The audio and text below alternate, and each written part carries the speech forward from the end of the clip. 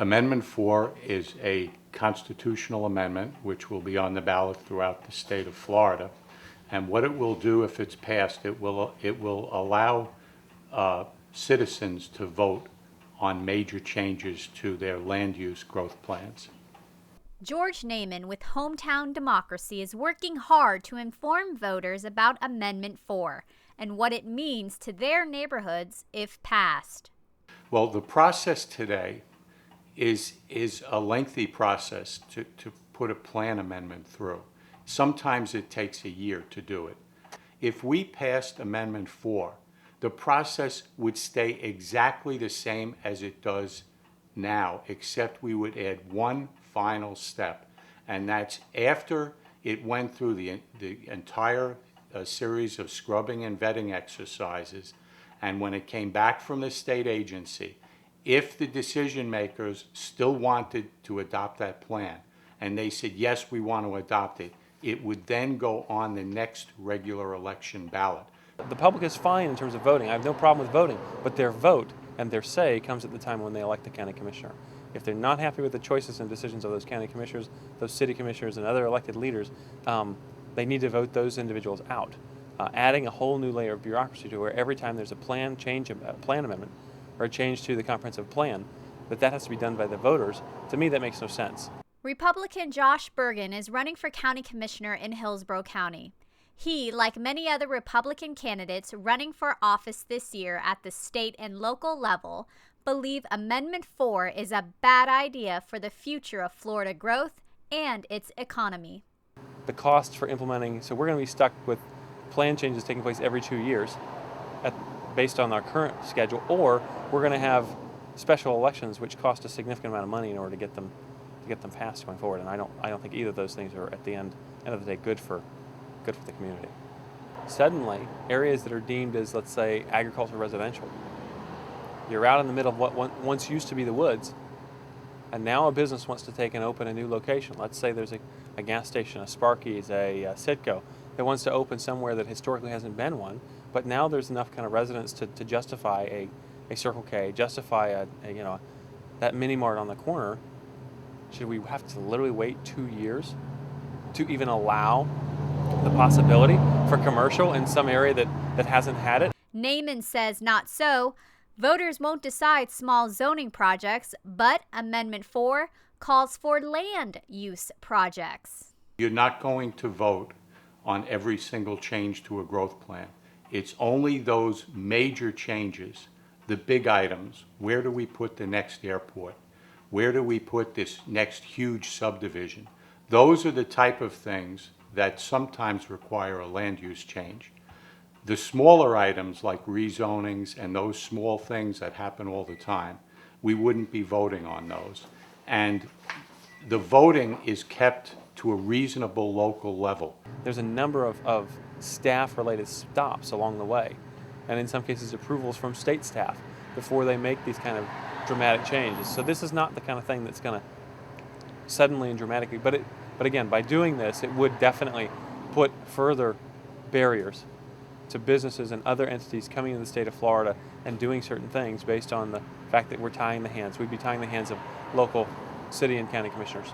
Those that oppose Amendment 4 say voters shouldn't be left to make these decisions on land use, while those in support of Amendment 4 say it's the lawmakers who can't be trusted and are influenced by developers, which is a reason for the recent housing collapse.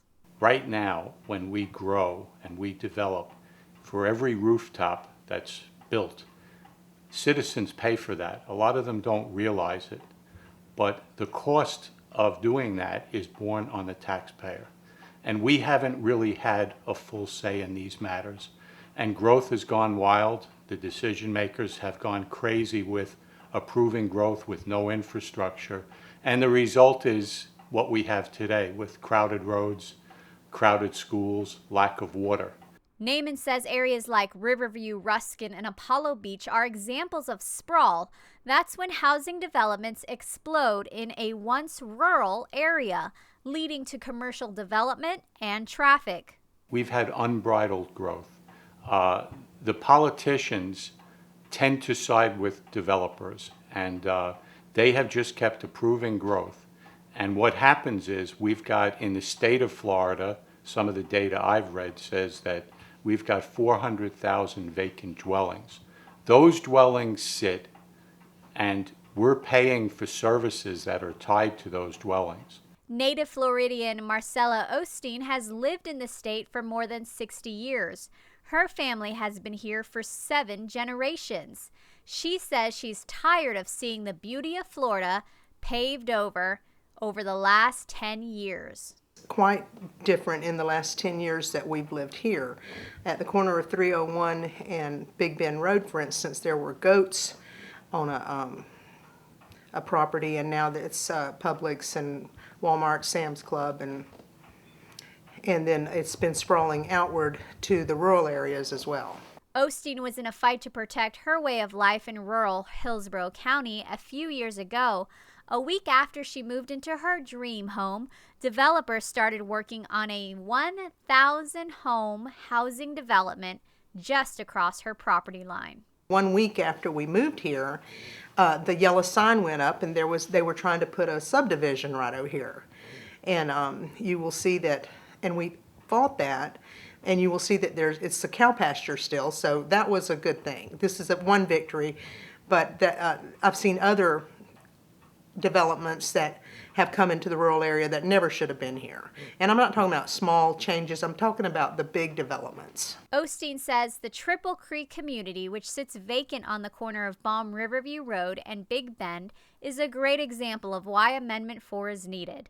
Centex Homes plan to use the more than 1,000 acres to build homes, townhomes, a community center, and a shopping plaza. The land sits next to a 50-acre lake, which adjoins to a nature preserve. There were 12 houses that were built there, and they were dried in. They weren't completed, and they sat there, and finally they just bulldozed those 12 houses down and took them to a landfill because there was absolutely no demand for the houses. So now it just sits there, an empty piece of land, big land. Osteen now calls Triple Creek another lamppost farm. Well, it's permitted and everything. It has the entitlements now for a huge development of, I think, 5,000 houses, not exactly sure of the number. So it's for sale. And I don't see in the future any burning need for 5,000 more empty houses to be built.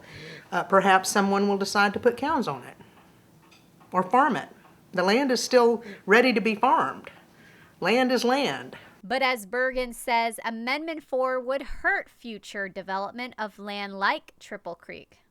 As it stands right now, the state of Florida, in particular Hillsborough County, is losing business to counties in Alabama, Tennessee, Arkansas, Georgia, South Carolina, North Carolina, you name it. All sorts of other southeastern states are getting companies, getting projects, getting business that would come to Florida based on their less aggressive form of bureaucracies. Citizens for Lower Taxes and a Stronger Economy is a political action group encouraging voters to vote no on Amendment 4. No one could be reached by phone. According to their website, though, the city of St. Pete Beach is an example of Amendment 4 at work, and they say it was a disaster.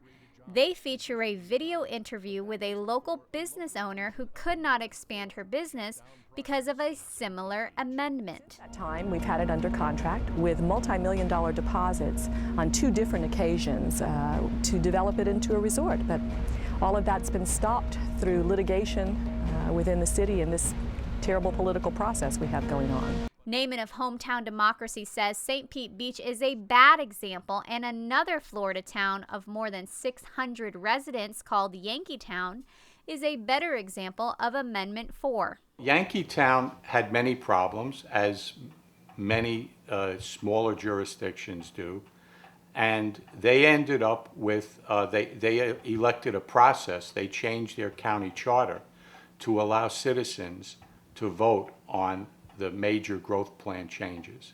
And that's in place today, and their officials seem to love it. The citizens love it. The Department of Community Affairs, the DCA, which oversees all growth plans, They just gave them an award. And the questions are so unclear because of our bureaucratic red tape. To add even one more layer of bureaucracy, one more barrier to getting to allowing businesses or encouraging businesses to come here, I think creates yet one more stop or one more obstacle to folks coming here. And they'll say, you know what? It's easier in Tennessee. It's easier in Georgia. It's easier in all these other places. We don't need to worry about Florida.